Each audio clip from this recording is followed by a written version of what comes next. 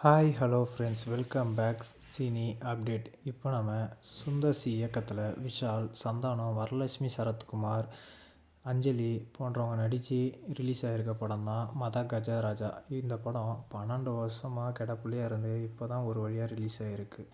இப்போது இந்த படத்தை எப்படி இருக்குன்னு பற்றி பார்க்கலாம் வாங்க. விஷால் அவரோட 3 நண்பர்கள் சந்தானம், சடகோபன் ரமேஷ், நிதின் சத்யா தன் பள்ளி வாத்தியார் மகள் திருமணத்துக்காக ஒன்று சேர்றாங்க. அங்கே அவங்க செம்ம கலாட்டா ஜாலியாக பொழுது கழிக்க, அப்போது சந்தானம் தன் மனைவியை விரைவில் விவாகரத்து செய்யப்போதா சொல்கிறாரு. அதை விஷால் எப்படி சரி செய்கிறாரு. அதே நேரத்தில் சடகோபன் ரமேஷ், நிதின் சத்யா இருவருமே தான் தொழிலதிபர் சோனு சூத்தால் பாதிக்கப்படுறாங்க. உடனே நண்பர்கள் பிரச்சனை தான் பிரச்சனை என சோனு சூத்தை எதிர்க்க விஷால் கிளம்புறாரு. சோனு சூத்து பணம் பலம் முன்பு விஷால் தன் நண்பர்கள் பிரச்சனையை தீர்த்தார் என்பதுதான் மீதி கதை. தமிழ் சினிமாவில் பல வருஷம் கழித்து வரும் படம் என்றாலே ஓடாதுன்ற எண்ணம் எல்லாருக்கிட்டையும் இருக்குது. இதில் வரலாறு போன்ற ஒரு சில படங்களே தப்பிச்சிருக்கு. அந்த வகையில் மத கஜராஜாவும் தப்பிச்சுக்குது. அதிலும் 13 வருஷம் முன்பு நமக்கு பிடித்த அனைத்து நடிகர்களும் பார்ப்பது ஏதோ சன் டிவியில் ஞாயிற்றுக்கிழமை பிரைம் டைமில் படம் பார்ப்பது போல் ஒரு ட்ராமா கொடுத்துருக்காரு சுந்தர்சி. விஷால் தன் பீக் டைமில் இருந்த லுக்கு, மேனரிசம், நடனம், ஸ்டண்ட் என அனைத்திலும் பட்டையை கிளப்புறாரு. இதே ரூட்டில் வந்திருந்தால் கண்டிப்பாக சிவகார்த்திகேயன் இடத்துல இவர் இருந்திருப்பார். அடுத்த விஜய் போட்டியில் கண்டிப்பாக இருந்திருப்பார்.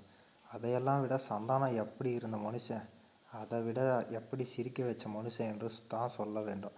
தான் வரும் இடம் அனைத்திலும் தன் ஒன்லைனில் தூள் கிளப்புறாரு. இரண்டாம் பாதி முழுவதும் ஆக்ஷன் என கொஞ்சம் தொய்வா இடத்துல சரியான என்ட்ரி கொடுத்து கலகலப்பாகிறாரு. மனோபலா ஒரு 20 நிமிஷம் அட்ராசிட்டி செய்கிறாரு. கண்டிப்பாக தியேட்டரில் விழுந்து சிரிக்கிறது உறுதி. ஆனால் சுந்தர்சி படம் என்றாலே கிளாமர் இருக்கிறது இயல்பு தானே. ஆனால் இதில் அஞ்சலி, வரலட்சுமி கிளாமர் காட்சியெல்லாம் எல்லாம் மீறலுங்க. அப்போது இருந்த ரசிகர்கள் மனநிலை இப்போது இருக்குமா என்பது தெரியல.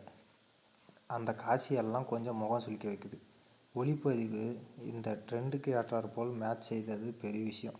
அதிலும் பழைய ஃபோன்கள் எல்லாம் படத்தில் வருவது செம நாஸ்டாலஜியாக இருக்குது. விஜய் ஆண்டனி இசையில் பாடல்கள் எல்லாம் அருமை. Background music super. படத்தோட ப்ளஸ்ன்னு பார்த்தீங்கன்னா விஷால் முழு கமர்ஷியல் ஹீரோவாக கலக்கியிருக்காரு. சந்தானம் வர போர்ஷன்ஸ் எல்லாம் தமிழ் சினிமா மட்டுமின்றி பல நடிகர்களும் காமெடி நடிகரை மிஸ் பண்ணுற அளவுக்கு சந்தானத்தை இதில் செமையாக நடிச்சிருக்கார். மனோபாலா, சந்தானம், விஷால் காமெடி காட்சிகள் எல்லாம் சூப்பர். படத்தோட மைனஸ்ன்னு பார்த்தீங்கன்னா எல்லாம் மீறிய கிளாமர் காட்சி, அதுக்கப்புறம் லாஜிக் மீறல்கள்.